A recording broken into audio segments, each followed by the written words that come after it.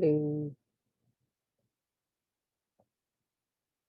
MaggieRue here. This is the second class I'll be teaching.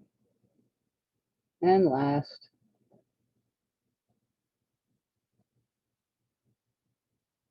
Assassins. Because it's what we do.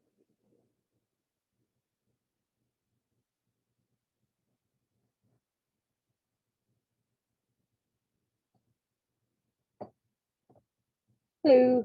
This is Rue and Assassinations in History and as a Persona in the SCA. This class is a basic introduction on the concept of assassins and their role in history. If the assassin character type is already part of your persona, likely you're not going to learn anything new. I will not teach you how to assassinate. That's not what we do.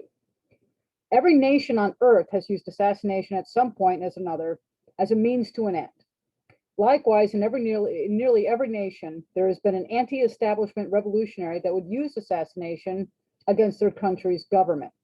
Success is a matter of perspective. The Senate did not restore the Republic with the assassination of Julius Caesar. The Russian radicals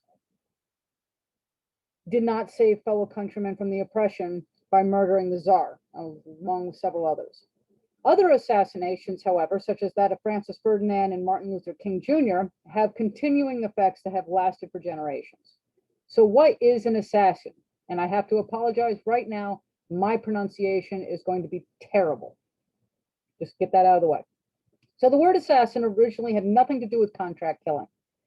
Assassin was the insult hurled at Nefarious Malleys by Mustalius Malleys in 1122 when the two groups separated from each other during the fall of the Fatimid Empire in 909 to 1171. As used by Muslims, Hashishia or Hashishi means lower class or irreligious outcasts. Any relation to hashish is a made-up fantasy by early Europeans such as Marco Polo. In time, the Nizari became the real threat under the direction of their leader, Hassan-i-Sabah, the old man of the mountains who founded the Order of Assassins. Hassan-i-Sabah was a devout Nizari missionary who lived from about the 1050s to 1124. He organized his followers at the fortress called Alamut, located in the Alborz Mountains of northern Iran. He studied the Twelver Code of Conduct and mastered palmistry, languages, philosophy, astronomy, and mathematics, including geometry. At 17, he converted to Ismailism and swore allegiance to the Fatimid Caliph. And he became much respected as a devotee and earned a position as a deputy missionary. He became a full missionary around 1080 and began traveling around the world practicing his particular teachings. His philosophy spread and the organization became known as the Fedayeen, meaning the martyrs or the men who accept death. The assassins were established as a hierarchy with Sabah as its grand headmaster. Below him were greater propagandists and then the propagandists. The Rafiqs, known as companions, came next, followed by the Lasiqs, the adherents. It was the Lasiqs that trained as deadly assassins, known as the Fidai, meaning self-sacrificing agent. With the Fidai, the Sabah was able to begin assassinating important people. The assassins were trained in combat techniques and religion, believing they were holy warriors on jihad. To get to their targets, the assassins had to be patient, cold, and calculating. They were generally intelligent and well-read because they were required to possess not only knowledge about their enemy, but about the enemy's culture and the native language. They were trained by their masters to disguise themselves, sneak into enemy territory, and perform the assassination, usually in broad daylight in full view to instill terror. The assassins were also known to employ psychological warfare, leaving items or threats next to the sleeping targets to warn them not to cross the Nizari or the assassins. When the new Seljuk Sultan Sanjar rebuffed the Hashashin ambassador sent by Hassan for peace negotiations, Hassan sent his Hashayins to the Sultan with a more direct route. Sanjar woke up one morning with a dagger stuck to the ground beside his head. Alarmed, he kept the matter a secret, and a messenger from Hassan arrived and stated, Did I not wish the Sultan well, the dagger that was struck in the hard ground would have been planted in your soft breast. And for the next several decades, there was a ceasefire between the Nazaris and the Seljuk. The assassins executed those who represented a threat to the Nizari cause in Islam. In 1152, the assassins killed the first non-Muslim, Raymond II, Count of Tripoli, probably in response to Raymond's establishment of the hospitaliers in the country. On his way back to Tripoli, he was killed at the gates to the city along with two of his knights. Other European victims include Sir Conrad of Montserrat, who is known as the de facto king of Jerusalem. And in 1192, he was attacked by two Hashashinan who stabbed him at least twice in the side and the back. According to the chronicler Ambroise, Conrad, who had just days earlier been elected to be the next king of Jerusalem, had just left from having dinner with the Bishop of Beauvais when he, as he went on his way, happy, two young men without cloaks carrying two knives came running up, striking him on his body as they ran, so he fell. His guards killed one of the attackers and captured the other, and the assassins admitted under torture that Sir King Richard had Conrad assassinated. He later retracted that statement once the torture ended. Edward Longshanks, King of England, was also seriously wounded outside the walls of Jerusalem, but by what was likely an assassin attack. The symbol of the Order of the Assassins was the bird, or Hajjal, and the surname Hajjali has its roots from the order's ancestors. When the Mongolian Empire started to move, it is likely that the assassins attempted to deal with or take out Monk Khan in 1209, who lived from 1209 to 1259. In response, the decree was sent out to eradicate the Order of the Assassins in 1253, and the Mongols succeeded by 1275. The Syrian order was taken over by the Mamluks in 1273 and was used for their services in exchange for their continued existence. They hid their identities at this point, only becoming identifiable as members of the new order when the Imam summoned them. Although the Order of Assassins had officially been destroyed, individual members may have continued operating well into the 14th century, accepting private contracts. It is estimated that at most, the last two assassins probably died in the early 15th century. So Hashashin appeared frequently in the art and literature of the Middle Ages, sometimes illustrated as a knight's archenemy or the villain of the Crusades. By the 14th century, with the origins of the word forgotten, the term assassin in Europe meant contract killer. Dante, in passing reference in his 19th canto of the Inferno, speaks of the treacherous assassin, la perfido assassin. His 14th century commentator, Francesco da Buti, remarks, an assassin is one who kills others for money. The Florentine chronicler Giovanni Villani, who died in 1348, tells how the Lord of Lucca sent his assassins, I suoi assassini, to Pisa. Therefore, it is absolutely period to use the word assassin in the manner that we use it today. So that's where the name assassin comes from, but the concept of taking out rivals using secretive means goes back to the beginning of mankind itself. Christians look to the story of Judith, who illustrates how a woman freed the Israelites by tricking and assassinating Holofernes, a warlord of the rival Assyrians. King Joash of Judah was recorded as being assassinated by his own servants. Joab assassinated Absalom, King David's son, and the king Sennacherib of Assyria was assassinated by his own sons. The earliest instant of assassination with a date attached is the murder of Tukulti-Ninurta in 1208 BC. Likely this is the Nimrod seen in the Bible. The king of Assyria was killed by his own son after deciding to sack Babylon. Ishbosheth, one of the four sons of King Saul, who ruled the kingdom of Egypt after the death of his father and brothers, was killed in 1005 BC, and he was assassinated by two of his own army captains, Richab and Bana, who expected a reward from King David. David refused to give any commendation for high treason, and he had both killers stoned to death. The Romans went nuts with assassinations, and there are periods in the rise and fall of Rome, particularly with the Caesars, where a string of rulers were assassinated one after the other. There were 4 emperors of Rome in the year 69, and 6 in the year 238, and they were all assassinated. By the fall of the Roman Republic, assassination had become a commonly accepted tool to not only prove one's own position, but to influence policy. In whatever case, it seems to not have been a good deal of moral indignation at the practice among the political circles of the time, save naturally by those affected. So just because the term assassin wasn't used doesn't mean our ancestors didn't have other terms to describe the action and the people involved. The Sicarii, Latin for dagger men, later meant contract killer, and it was used to describe a specific splinter group of extremist Jewish zealots who attempted to dispel the Romans from Judea by using daggers, and it was around 70 AD. The Sicarii carried Saikai, or Sicae, S-I-C-A-E, and they were small daggers concealed in their cloaks, hence the name. At public gatherings, they pulled out these daggers to attack Romans or Roman sympathizers, known as Herodians, and the wealthy Jews who were comfortable with Roman rule. They would then attempt to blend into the crowd afterwards to escape detection.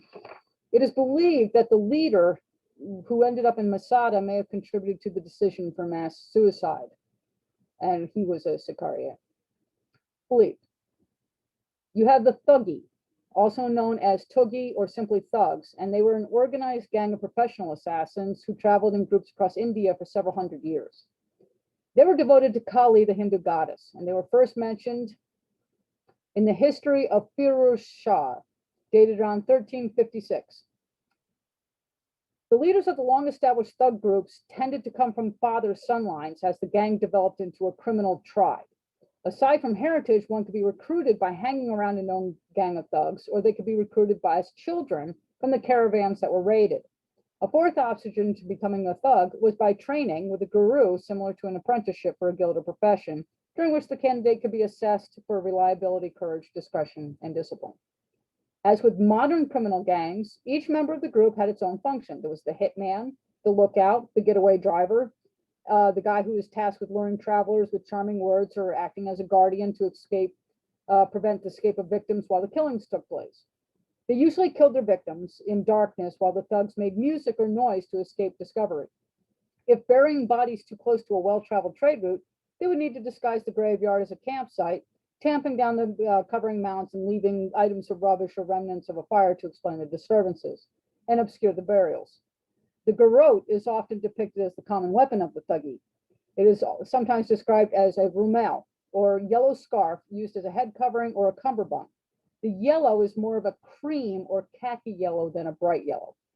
Most Indian males in central India or Hindustan would have a pugari or a headscarf, either worn as a turban or around a kula, and draped to protect the back of the neck. The Saiku, Chinese for stabbing guests, were the assassins of China, and they usually rendered their loyalties and their services to feudal lords and nobles in return for rewards, such as riches or women. The ninjas, or the shinobi, were covert agents or mercenaries in feudal Japan who specialized in espionage, sabotage, infiltration and assassination, and open combat in certain situations. The shinobi, a specially trained group of spies or mercenaries, appeared in the Sengoku, or Warring States period in the 15th century, although there's claimed to be precedents that may have existed in the 14th century. They existed largely until the 17th century and were replaced by the Oni Wabanshu body of the secret agents. The Clefts were self-appointed armatoi, anti-Ottoman insurgents, and they were warlike mountain folk who lived on the countryside when Greece and Cyprus were part of the Ottoman Empire. They were the descendants of Greeks who retreated into the mountains during the 15th century to avoid Ottoman oppression and carried on a continuous war against Ottoman rule. They remained active as brigands until the 19th century. And then you had the Hajduk. The Hajdusi of the 17th, 18th, and 19th centuries were as much guerrilla fighters against Ottoman rule as they were bandits and highwaymen. And they preyed on not only on Ottomans and their local representatives, but also on the local merchants and travelers. As such, the term could also refer to any robber, and it carried a negative connotation. So with any profession, you have your instruments and your tools. Most historical assassinations were very simple. Infiltration with death caused by stabbing, strangling, or bludgeoning. However, some assassinations were not only in everybody's face, but in public knowledge as well. There were 60 members in the conspiracy to kill Caesar, and yet he didn't know. He held the tablet that was filled with information of the plot, and he didn't even look at it. Tilius Clymer approached with a petition to allow the return of his banished brother, and the rest gathered close. The daggers fell, and Caesar fought them off, but when Brutus stabbed him, he gave up. Those in charge would sometimes organize other nameless people to take care of the target. For example, in 579 BC, Lucius Tarquinius Priscus was assassinated by his predecessor's sons through a riot, during which Tarquin received a fatal blow to the head. However, the queen, Tanaquil, insisted that the king was just wounded and took advantage of the confusion to pull his body away, and then established Servius Tullius as the regent. And when the death of Tarquin was confirmed, Tullius was king in place of the Marcius's sons, or those of Tarquin. In 404 BC, Athenian statesman and general Alcibiades angered both the Athenians and the Spartans, and so Lysander, the Spartan general, convinced the Persian king Darius II to have him killed. Two assassins set fire to the man's castle, and the Athenian came down naked and charging to fight them, but was cut down with javelins and arrows. Later, when Socrates was accused of corruption, Alcibiades was held up as the prime example.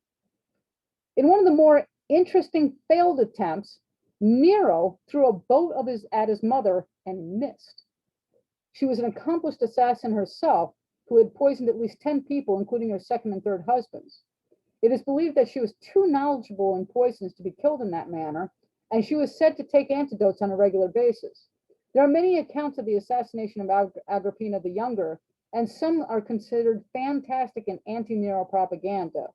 Almost all, however, involve a collapsing boat that she escapes from and swims to shore.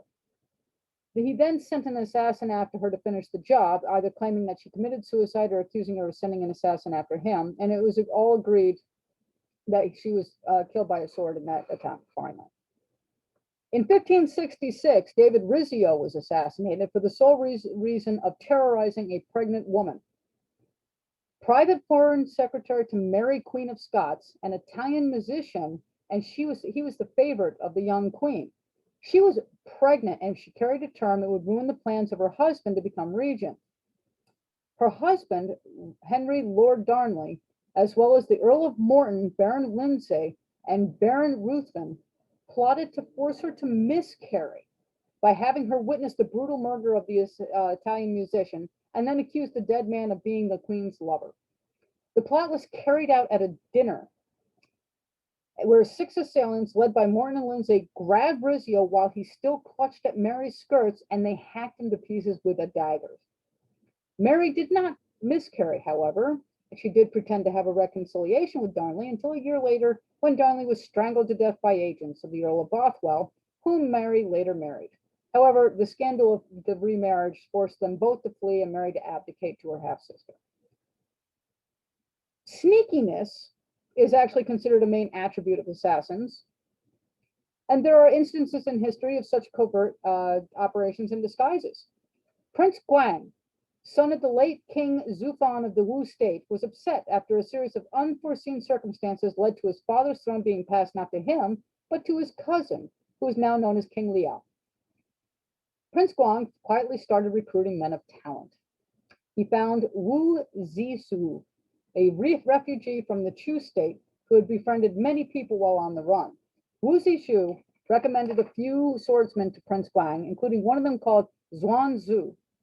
In 515 BC, Prince Gwang plotted to usurp the throne by getting Xuanzhu to assassinate King Liao. It would not be easy because King Liao was paranoid about his security and he was always surrounded. So going undercover as a chef, Xuanzhu had a blade hidden inside a braised fish that he served to the king. When he presented the dish, Xuanzhu whipped out the razor-thin blade, now called yu chang or fish guts in folklore, and he stabbed the king. The king's men killed the assassin, but Princess Gwang's objective had been accomplished. Prince Gwang staged a coup and successfully took the throne, after which he changed his title and became King Helu of Wu. As a reward for Xuanzhu's sacrifice, King Helu made Xuanzhu's son a high-ranking minister of the Wu state. Shortly after the instance, King Helu employed the services of another assassin who is now known as Yao Lei. There were a lot of stabbings in assassination attempts, in particular with daggers, but there were also some stranglings. In one instance, was 1570, was Florent de Montmorency, Baron of Montigny. He was a Flemish rebel sent to the King of Spain from Netherlands to plead their case. King Philip II of Spain was a notorious assassin of those who dared cross him. Montigny had been charged with high treason and was in prison when the Pope urged that amnesty be granted to all repentant rebels and heretics.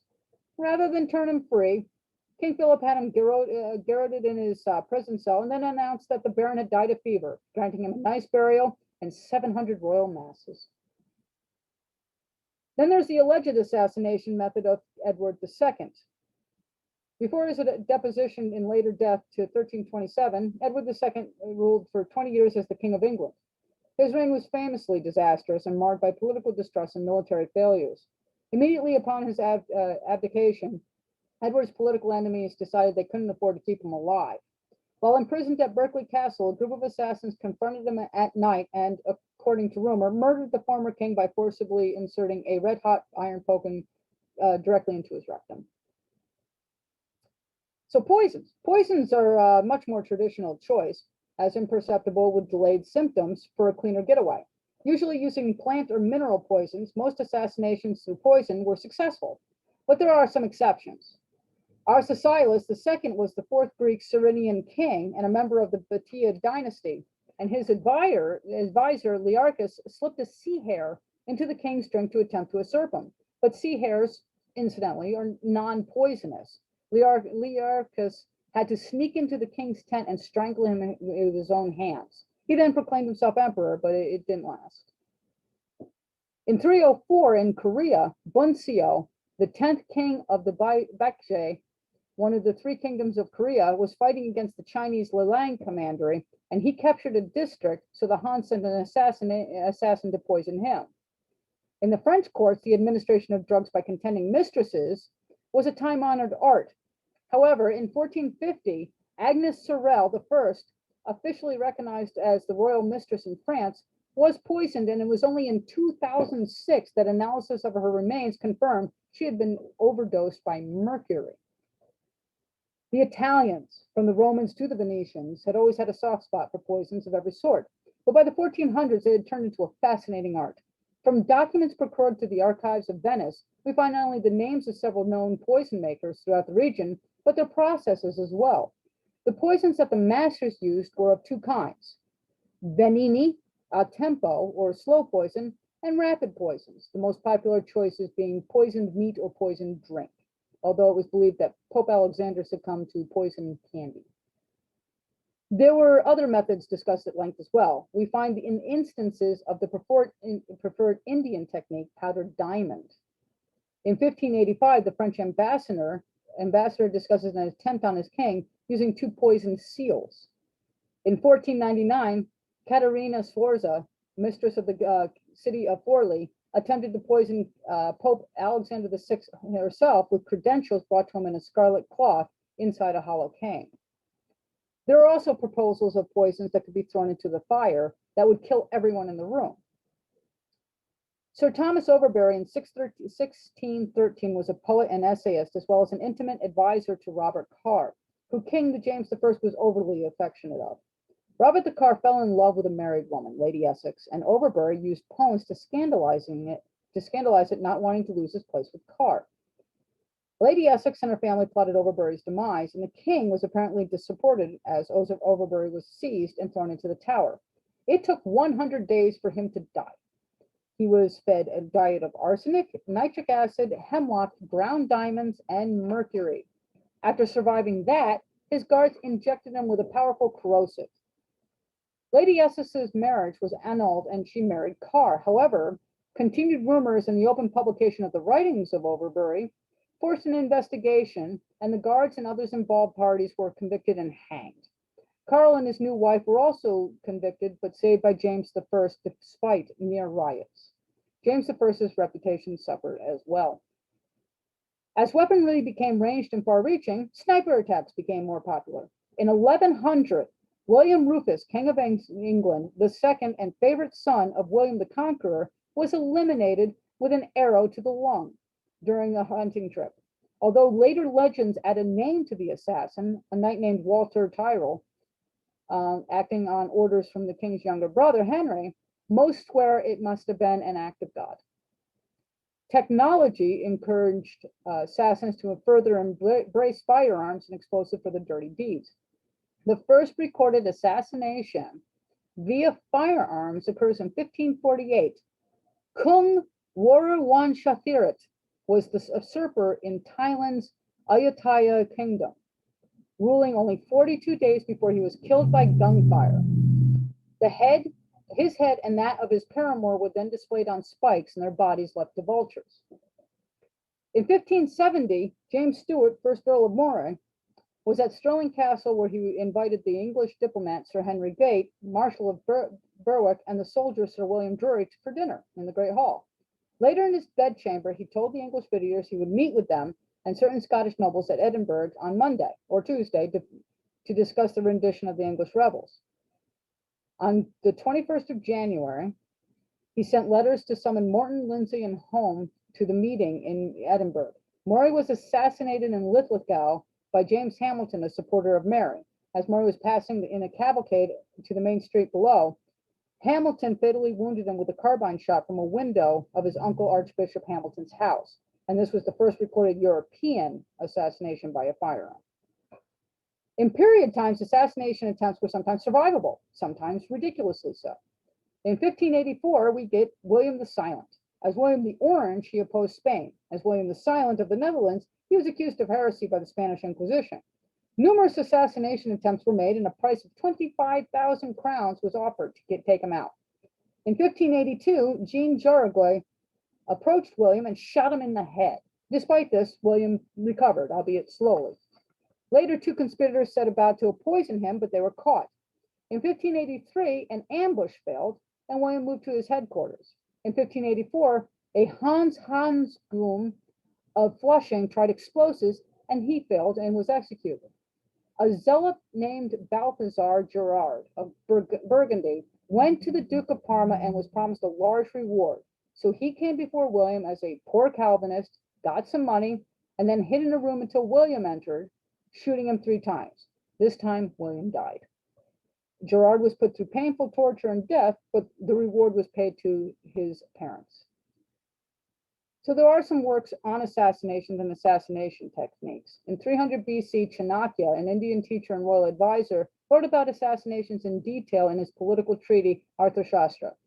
His student, Emperor Chandragupta Maurya, later made use of assassinations against some of his enemies, including possibly 2 of Alexander's generals, Nicanor and Philip.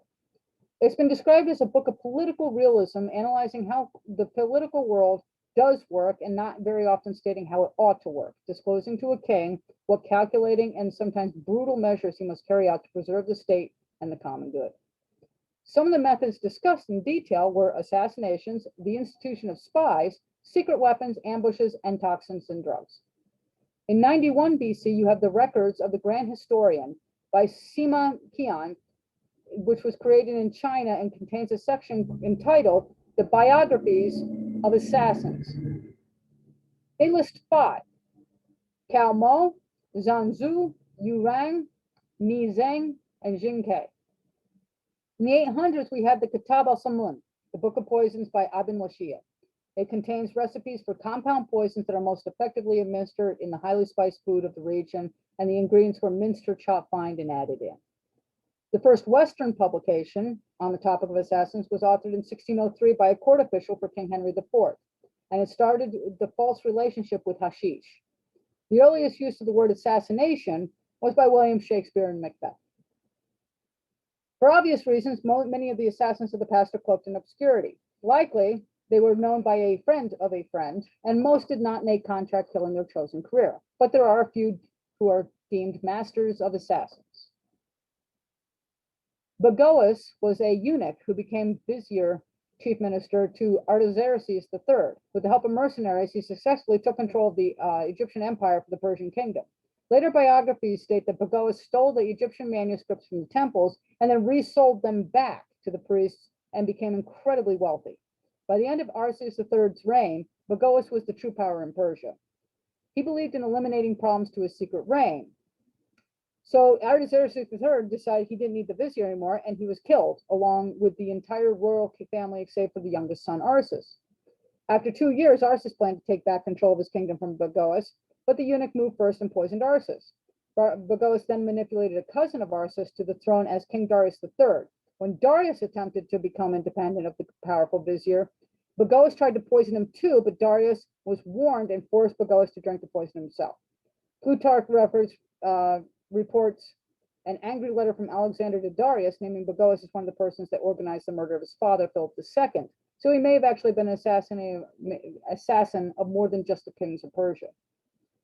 Locusta was a notorious poisoner hired by Agrippina the Younger in 54 to poison Claudius. She used mushrooms poisoned with another substance, likely aconitum. There is evidence that poisoning was her profession. In 55, she was convicted of a different assassination, but Nero saved her and used her himself to kill Britannicus. The emperor paid her with estates, and Locusta is known for having students and teaching others the art of poisoning, according to later biographies.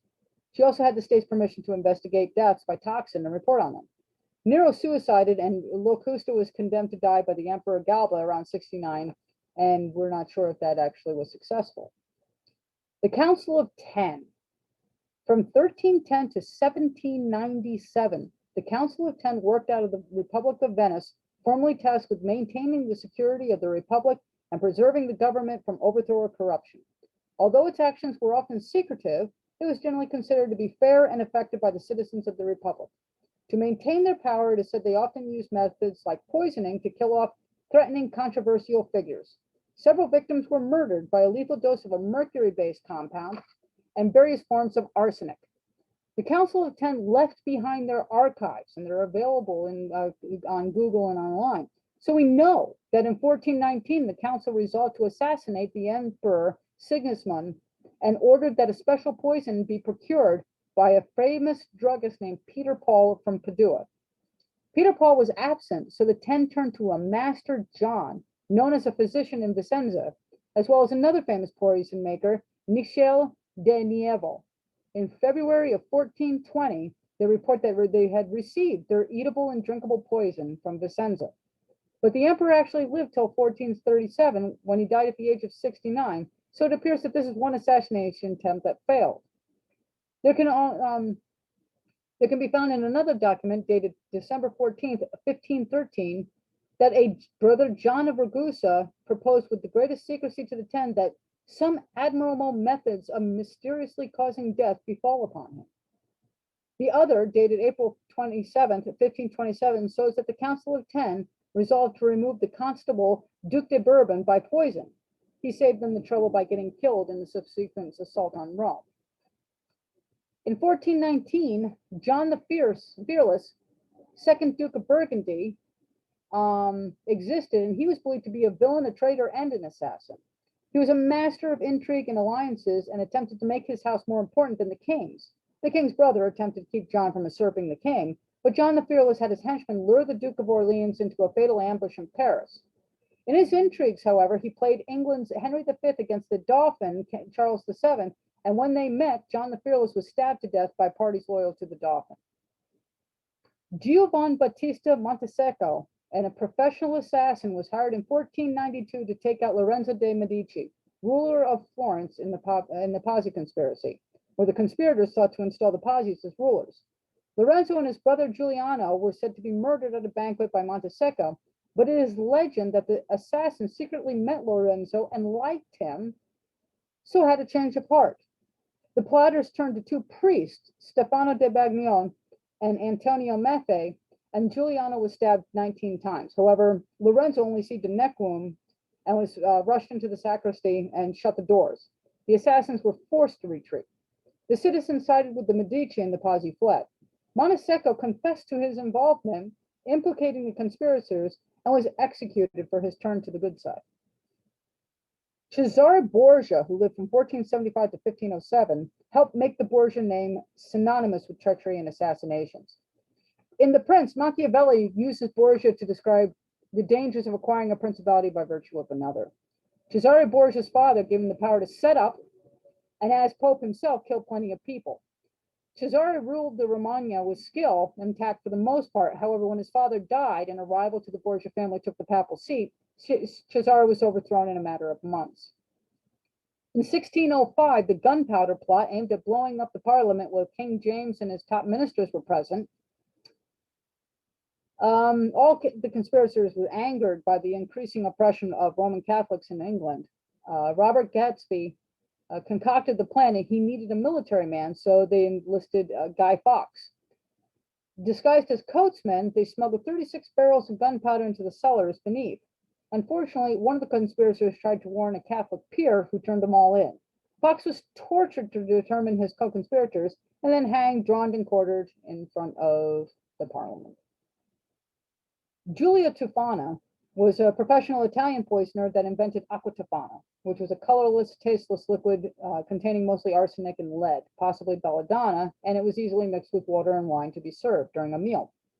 It is unknown whether she learned her craft from her mother or from the apothecaries she frequented, but she developed her own poisons to use in the profession. She was sympathetic to wives that wanted to kill off their husbands, and most often sold her poisons to women trapped in difficult marriages. Under torture, she confessed to killing 600 men with her poisons in Rome between 1633 and 1651, but this cannot be confirmed. She was executed in Rome with her daughter, Girolama Spira, also known as Astrologa della Logera, and 3 helpers in July 1659. Some of the users and purveyors were also arrested and executed, while other accomplices were bricked into dungeons of the Palazzo Pucci. Exili was an Italian chemist and poisoner, and he was said to have been a salaried poisoner at Rome for Olympia Marocchina, sister-in-law to Pope Innocent X. He also frequented the courts of Queen Christina of Sweden. He may have been imprisoned in Bastille for a time, learned about aqua tofana, and may have helped instigate what is now known as the poison affair.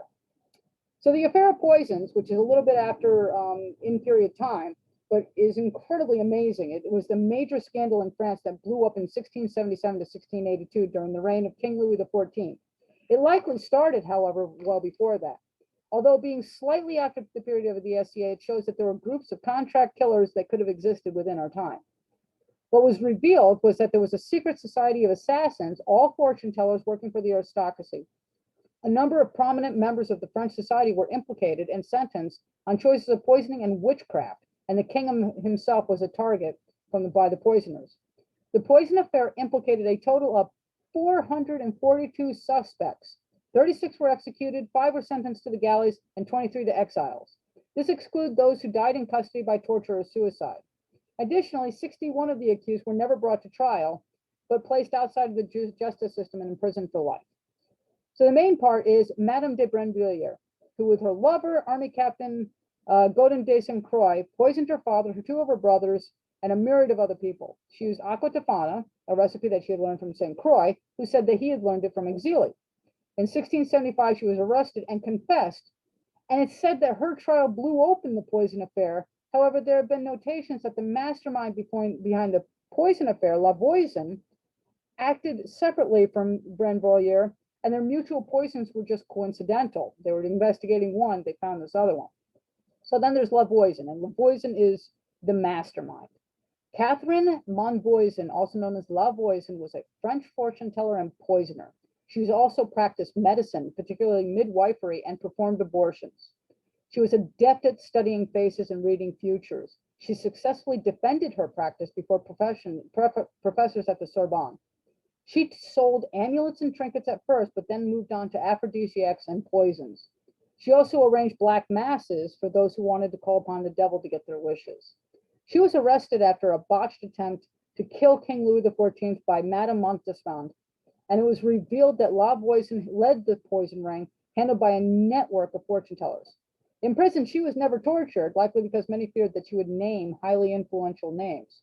She admitted to everything else without torture involved and was burned at the stake. So defenses against assassinations are few, but effective. Bodyguards are hired to stand between life and death for their targets, laying down their lives, if need be, so the target may live.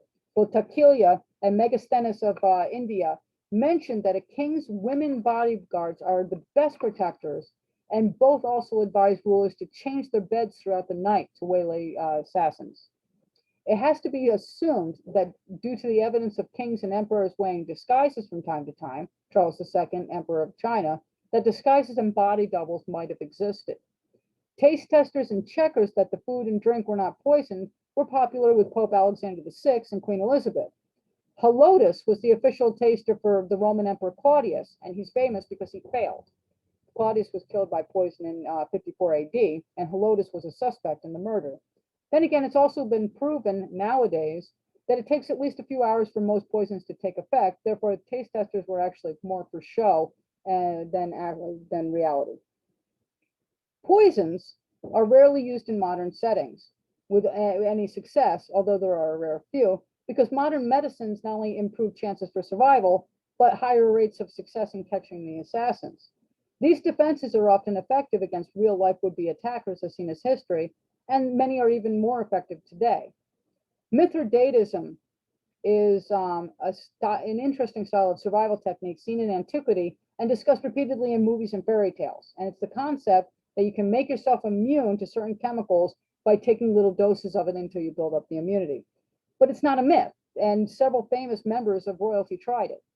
The name comes from Mithridates VI, king of Pontus, who so feared being poisoned like his father before him that he regularly ingested small doses of it to build up an immunity. Legend has it that he lost the battle against Pompey and attempted suicide with poisons, but could not die, so he had to have a bodyguard kill him with a sword. Mithridates VI, who died in 63 BC, invented a complex universal antidote against poisoning, and some recipes of this still exist to this day. Mithridates also supposedly slept every night in bed guarded by a horse, a bull, and a stag, so that no one could approach the royal bed without some animal making some noise. He didn't come up with the concept of building immunity to poisons first, however. The royal advisor Chanakya fed his own emperor Chandragupta Maurya small amounts of poison to build up his immunity in around 300 BC. He probably should have warned the emperor because the food he shared with the very pregnant wife, and it killed her. Chanakya quickly removed the child, who became Emperor Bindusara. Chanakya also wrote about creating poisoned women who could transmit poison to targets without being affected themselves. Elizabeth, whose mother, Anne Boleyn, had once tried to poison her father, took action against possible poisoning by having her food tasted, her clothing checked for poisons, and buying Mithridatized. It is also rumored that Rasputin survived a portion of his assassination by Mithridatism as well. Mithridatism is successful, used today by zoo handlers, researchers, and performers who deal with venomous animals. Snake handlers from Burma tattoo themselves with snake venom for this very reason. It is important to note that this method does not work on all poisons. Certain chemicals either pass through too quickly or transform so you can't build up the immunity, or they have an accumulated effect, so the more you take, the more it kills you. So assassins in the SCA. Yes, there are assassin personas in the SCA in every kingdom. Different groups in the society have chosen to keep this alive, the spirit of the clandestine orders. For years, they have played their games and killed each other in ever more creative methods at a number of events. More often, these groups play inside their own circles, although there have been occasions where a larger game is played. The assassins of the SCA generally focus on fun and being stealthy and successfully marking one another as being assassinated. This is part of their persona, and they keep it discreetly obvious. Being that most of these groups are considered unsanctioned guilds, these individuals are regarded with a bit of wariness, and very little recognition or rewards can be bestowed on them for their skills. And it's time to change all that. Rarely has a study on historical aspects of contract killing been written about, but it's here now, and proves that assassins can only be period, singularly and in guilds, but it can be constructive and a productive product of the large dream that is the SCA. We can do research. We can recreate items from the past and show how they were used. We can be creative, colorful beings in the society and make this fun for everyone. But there's a catch, and that is that we have to take what is called the assassin and rewrite the history. So the SCA assassin is someone who is courteous, chivalrous, and loyal to their king and queen. And that's how we're going to play this. And that's what we're going to believe as SCA assassins. So we've had to separate ourselves from the history of assassins and recreate ourselves to create a new assassin that is honorable and acceptable to SCA society. I think that there is a renewed interest in all things sneaky, and making them open in discussion and research is what's going to make this work. No more secrets, because that was making everybody suspicious. Now we are away from the shadows, we can show off our skills and our crafts that are awesome. We play games, and new blood is being cultivated, and we are molding creative, nefarious characters who play within the rules and want to be productive to the society as a whole. So here in the East Kingdom and Ethelmark, there are several groups that enjoy celebrating the clandestine world, both of which have received a royal charter and is an official guild. The group is over 20 years old and boasts a large following. There's a hierarchy where there's a grandfather who runs a house of agents, and the grandfather and agents take on apprentice-like people who work over a period of years to earn their place. We actually play a tag game where specific marks are selected, and we worked with each other and to play this huge game across usually Pennsic. And the winner is one of the official kingdom guilds. Some people play this game within camps after dark or at smaller events.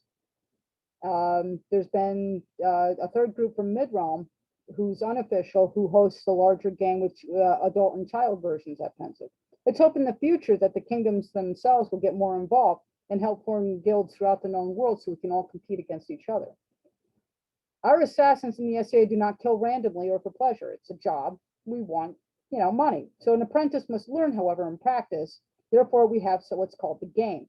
And there are two versions to the game, one usually played by everyone and the second by apprentices alone. The assassins gather at an event of at least 6 or 7 people, and each is given a handful of markers, small balls of wax, ribbons, stones, and then they have a few hours to kill, with guild members secretly watching and keeping tally. Certain targets and permission has to always be granted by the people who are playing. Certain targets are worth more points, and the scores are based on skill and style. And another version is that the assassins target each other over a broad range, and the Sanctioned Guild has a contract marker stating that we will let the autocrat know we are playing, and we're not allowed to touch the food, because no one should touch the food. Although the bottoms of mugs and under plates, you can put a sticker there. So we're not allowed to do any permanent damage to anything. We always have to let autocrats know. We always have to make sure that everybody knows that we're playing. And eventually we're hoping to have an event where it's just all nefariousness, because that would be fun. After the batch of new apprentices is weeded out, the rest are given contracts to take out a very specific target in a certain amount of time, like 1 week, especially at Pennsic. The character is told that the target knows the attack is coming, and the target accepts his death or her death, and we ask the target how the apprentice did. If the character successfully proves that he could have killed the target, we start moving them up. The second thing that they have to do is they have to have an A&S display. They have to come up with something arts and sciencey that is, a one of a kind. I came up with a book of poisons. Other people have come up with, someone was talking about making a song about the assassins, the guilds. Each one of us is trying to contribute something that can be utilized by the larger society. And as long as we keep this in arts and science, everybody's learning. So that's it for this class. And what I think that I want to do is I will offer you my email. And if you want a copy of this class, because obviously I was reading from it, my email is firewaterpro@gmail.com. And you can ask me for a copy and I'll send you a PDF. So thank you very much for listening.